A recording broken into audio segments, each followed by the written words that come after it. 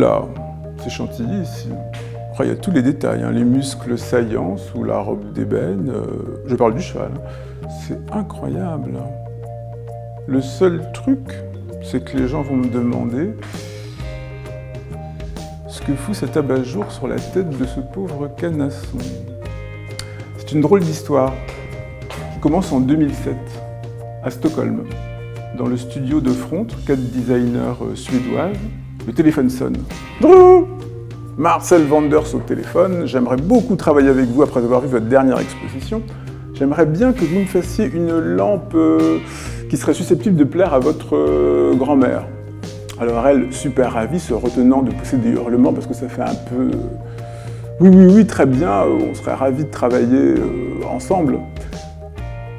C'est parti pour ce projet, sauf qu'une fois le téléphone raccroché, la grande question, Njörvat-Gorvi. Njörvat-Gorvi, ça veut dire en suédois, qu'est-ce qu'on fait maintenant? Après brainstorming, comme font souvent les designers, elle commence à poser des questions autour d'elle. Et alors là, en faisant une sorte de référendum, ce qui est finalement un design assez démocratique, même si on croit souvent que les référendums génèrent des réponses un petit peu conventionnelles, les gens se lâchent en leur disant « mais pourquoi vous ne feriez pas une lampe en forme je sais pas, d'animal ?» Elles les poussent un peu parce qu'elles ont quand même un peu leur petite idée.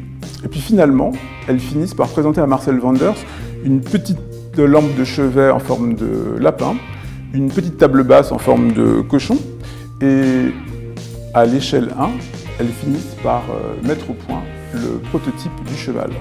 Le jour où elles ont vu le prototype achevé, franchement, elles ont considéré que Marcel Wanders était leur héros. Sauf que c'était sans compter sans le salon de Milan. Devant tous les professionnels, quelques mois après, ça a été, on ne disait pas encore le buzz à l'époque, mais c'était exactement ça.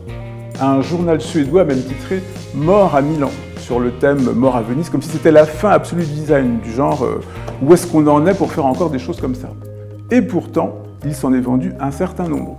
On le voit aujourd'hui, par exemple, si vous allez dans un restaurant branché à Amsterdam, ou si vous avez rendez-vous dans le journal le plus branché du moment, vous risquez d'en croiser un dans le hall. Donc c'est un produit qui a fini par rencontrer son public. À la fin, je me demande si Sophia Langworthy, une des Fronts, elle se fout pas un peu de nous quand elle nous dit « Ah mais on n'était pas du tout dans la provocation, ce sont simplement les gens qui ont donné leur avis. » Mon œil.